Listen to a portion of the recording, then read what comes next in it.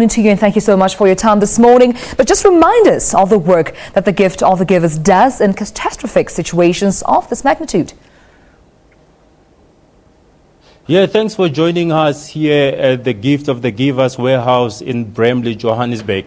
As I speak to you right now, Gift of the Givers is busy coordinating an urgent mission to Nepal. What I know is that they're busy putting together a team of about 30 experts. Here we're talking about search and rescue experts as well as other humanitarian aid workers that will be, they are planning, will head out to Nepal in the next 48 hours. You'll recall that Gift of the Givers have got quite a track record when it comes to helping out in situations of need such as natural disasters. We've seen them recently taking part in the typhoon in the Philippines in November, December 2013. They've also taken part in other natural disasters in Haiti, in the Algiers, as well as other countries in Africa. But joining me now to tell us a bit more about this mission that is being coordinated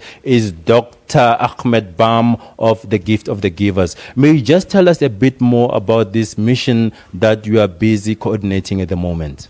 As you know, Gift of the Givers is the biggest disaster relief agency, and we respond to all areas of disaster. When the images came through yesterday of what happened in Nepal, obviously such a big earthquake, 7.9 magnitude, and looking at just the images that came through of the destruction in Nepal, meaning that the epicenter was basically towards the surface of Kathmandu, and looking at the construction and how the structure and infrastructure of Kathmandu, you could already predict so much devastation.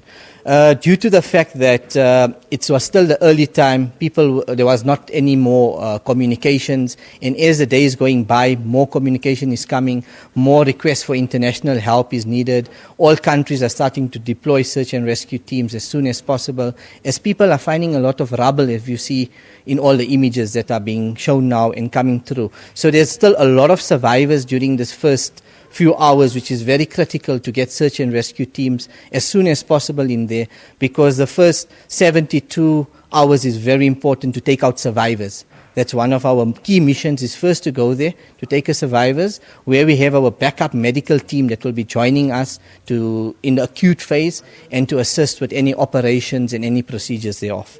Tell us a bit more about the type of expertise that will be deploying to Nepal. I know that you are also looking at taking 4 sniffer dogs along. Tell us their role as well. We're going to be taking quite a big contingency of around 30 personnel, search and rescue qualified. These are highly qualified personnel from South Africa who have specialities in different fields of the modules of rescue. But in overall, they call advanced rescue specialists. And included in this, there are advanced life support paramedics, which can render the acute treatment of emergency life-saving procedures as well. So it's just not about taking the patient out. It's about taking the patient out, giving that intervention of advanced life support procedures, and then handing it over to a South African medical team that's going to follow us. We're planning to leave like 48 hours. Our medical team will leave within the next, say, 50 hours. They'll be basically following us to set up a health center, so whoever we take out, they can start treating the injured immediately. Included in that team, we're going to be taking sniffer dogs, which works well. They are search and rescue dogs, actually.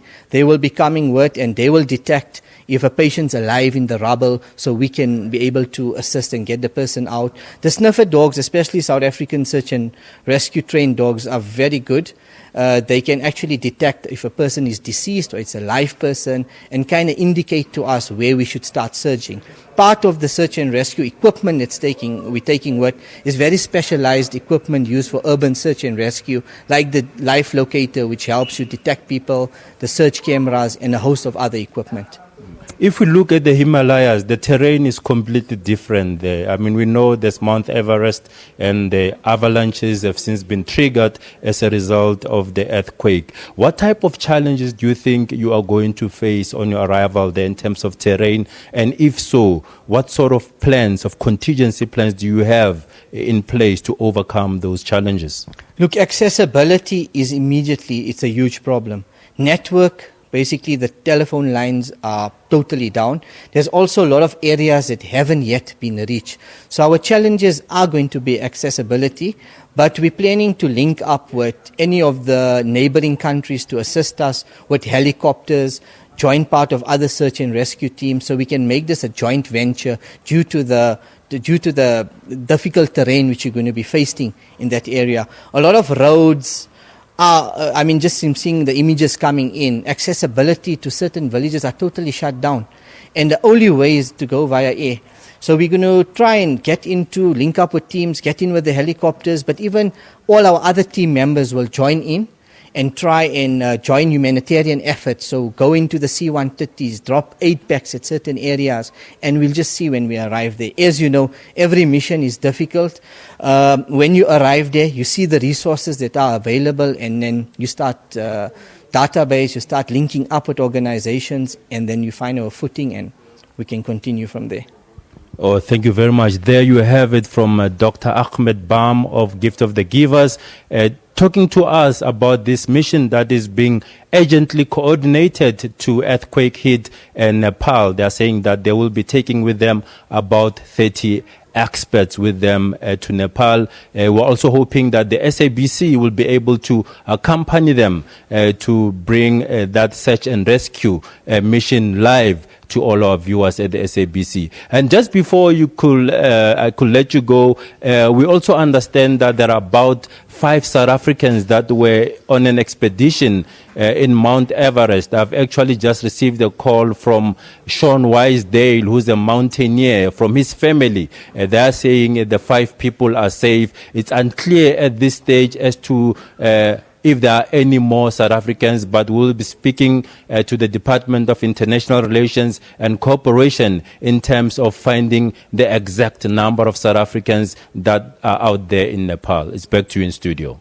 So much. Thank you so much, Njanji, for following that story. That's our SABC reporter, Njanji Chauke, talking there to one of the Gift of the Givers representatives, Dr. Ahmed Bam. And of course, just to also mention that with the 5 South Africans that are reportedly safe in Nepal after a 7.9 magnitude earthquake hit there, the Department of International Relations and Cooperation's spokesperson, Clayson Munyela, had assured that they're doing all they can as government to ensure that they assist, of course, those South Africans stranded there. But we're going to take a short break.